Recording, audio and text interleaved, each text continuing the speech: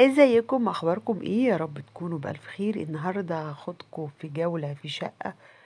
يعني انا مش عارفه اتكلم واعبر عن الجمال اللي هتشوفوه في كل ركن في البيت ده. وهتشوفوا عروسه قمرايه، حرفيا ذوقها راقي جدا. حطلنا لايك لقمر النهارده، واللي اول مره يشوفنا في القناه يا ريت تشترك معانا، تستفيدوا جدا من الافكار المقدمه والديكورات العروسه بتجهزي او ست البيت بتجددي بيتك. بصوا بقى، دي فكره حلوه جدا.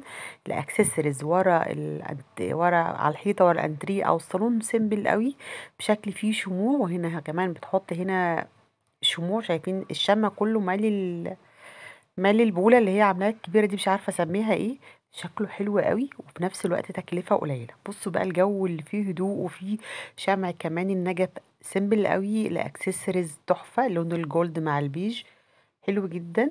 بصوا هنا هي مغيره في الكوشن بتاع الانتريه، حتى كوشنز احمر مع جولد. نفس الانتريه هتلاحظوا ان هي بتغير فيه حاجات بسيطه جدا في الكوشنز، في الاكسسوارز. وده اللي انا بقول عليه في ورد في الفاز. مع شايفين كده ان انا مش لازم يكون عندي امكانيات عاليه جدا، لكن ممكن اغير في لون ورد، في كوشنز، في شمعدان زي ما هي بتعمل كده، في شال. بصوا الجمال تحفه.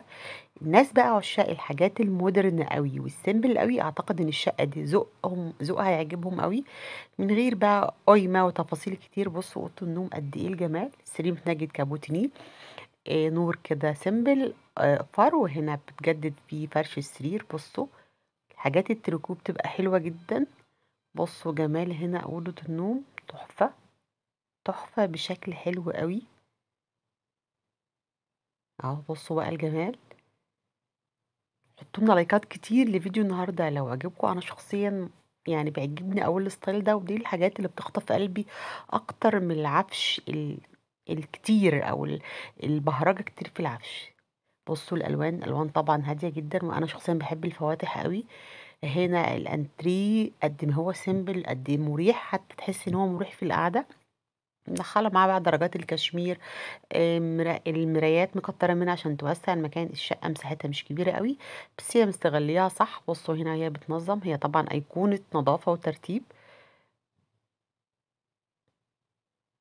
الفيديو ده أعتقد الناس بقى البنانيت عشاق البساطة والتفاصيل الحلوة. بصوا السفرة صغننة، البنك طبعا الأساسي عندها. ده أنا هوريكم دلوقتي فيديو وهي بترتب حاجات في الدولاب أو الدريسنج بتاعها باللون البنك، هتنبهر. بصوا النجفة قد ايه تحفة. دايما النجف يا بنات حط على السفرة، يبقى النجف لازم تنزل لمستوى السفرة، تبقى نازلة وتبقى فوقها بالظبط. ويفضل تكون مربعة أكتر منها مدورة. بصوا جمال اللون البنك. شايفين جمال ترابيزة السفرة؟ يعني أنا مش لازم أجيب ترابيزة كبيرة وشغل كتير. بصوا بقى هنا في المطبخ هتعمل حاجات مختلفة. هنا هتعمل كورنر اهو في المطبخ، صينية الصواني الإزاز تبقى حلوة قوي لو هتعمليها كتقديم او اكسسوري. تحط عليها مبخره، تحط عليها شموع، تحط عليها سكريه زي ما هي بتعمل كده، او كورنر في المطبخ. بصوا تنظيم المطبخ اهو. كاف كورنر سيمبل جدا، لان المساحه عندها ما تستحملش ان انا اعمل كاف كورنر في مكان تاني. لا هي بصوا تحفه التفاصيل. اللون الجولد طبعا الاساسي عندها اهو. في اكسسوارز المطبخ، في الاوض، في الانتري، الجولد الاساسي. طبعا هي عاشقه للشموع.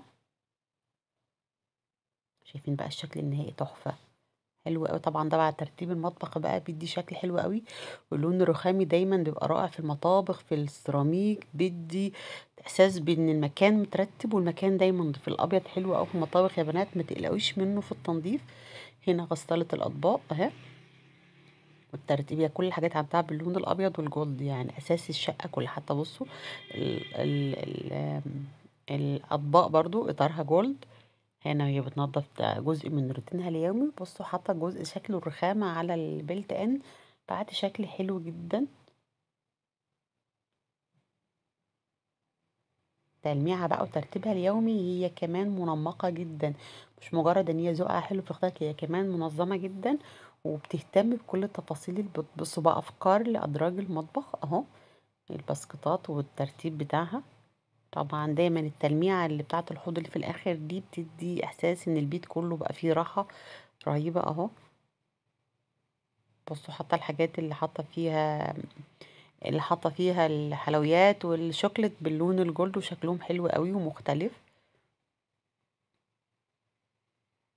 حلوين قوي الفناجين بتاع القهوة، حلو قوي يا جماله بجد. شابوه لكل جزء في هل انتوا برضو بيعجبكم نفس التفاصيل دي في البيوت، ولا بتحبوا الشغل الكلاسيكي اكتر والعفش الكلاسيكي اكتر، او تحبوا ان البيت برضو يكون ده؟ بصوا بقى، هنا في انبهار باللي هي بتعمله ده كله. فرش السرير او المفارش بتاعتها، بصوا الجمال، تحفة تحفة تحفة. اللون البينك وترتيب الجزء ده بتاع المفروشات رائع اهو، حلو قوي. وانت بتشتري مفروشات مش لازم اجيب ملاية زي كل دي، ضلفة كلها للمفروشات زي كل الناس. اختاري اللي يناسبك انت ويناسب ذوقك. ده شمعدان قديم، شوفوا هتحوله لايه. الحاجات دي بتشتري عادي من اي محل نجف اهو. ده قطع قديمة خالص، لو عندك قطع من دي حتى من مامتك من جدتك وارثاها من اي مكان، تقدري تجدديها باللون ده. وشوفوا بقى الشكل النهائي، تحفة، حلوة قوي قوي قوي على السفرة. تحفة. الشمعدان بقى قطعة فنية رائعة. الشمعدان ده بتختاريه بقى، اما بالكهرباء اللي بتباع كده وحدات كهرباء، او شمعدان شمحي. هنا برضو فازة، شوفوا هتحطوا فيها إيه. احنا داخلين بقى على رمضان وعاوزين افكار حلوة ما تكونش مكلفة للاستعداد لرمضان. اتمنى فيديو النهاردة يكون نال اعجاب حضراتكم، استفدتوا منه ولو بفكرة. ما تنسوش دعمكم للقناة بلايك وكومنت سبسكرايب. اشوفكم ان شاء الله في فيديو جديد وشقة جديدة عروسة جديدة. نقول السلام عليكم ورحمة الله وبركاته. مشاهدة ممتعة بإذن الله.